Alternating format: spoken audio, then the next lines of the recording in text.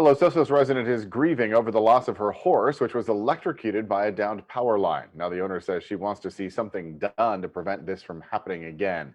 KSBY News reporter GINA Avalos has the story. It's a devastating loss for a Los Osos family who says their horse was a family member to them. And now, after 20 years, they had to say goodbye. So I've owned Josie for 20 years. I got her as a 2-year-old. And she grew up with my kids, and she took care of, so many times there would be 3 kids on her. Cindy MOLNAR's horse, Josie, lived on the Los Osos property for 15 years. This neighborhood knew her. All the kids come by daily to bring her treats and talk to her and pet her. MOLNAR says she came out to feed Josie Monday evening, and when she returned home, she found out from a neighbor that something had happened. They said, "You need to come quick. Josie's been hit by the power line." And I said, "Is she still alive?" And they said no.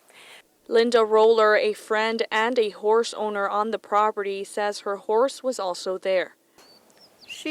My horse was just standing there looking at her, so I didn't know what was going through her head, you know, because they feel things too. She adds she feels grateful that her horse is safe. It's a miracle, really, that she wasn't killed also. PG&E told KSBY in a statement, PG&E was saddened to learn of an electric incident yesterday that resulted in the death of a horse and an outage to 2,500 customers in Los Osos. PG&E crews found that a bird flew into a power line, causing it to arc and then fall, where it came in contact with a horse. The bottom line is it could have been a human life, and that's the bottom line. PG&E needs to start looking after their staff. The wire that fell has been removed by PG&E, and ROELLER has moved her horse out of the stable. In Los Osos, GINA Avalos, KSBY News.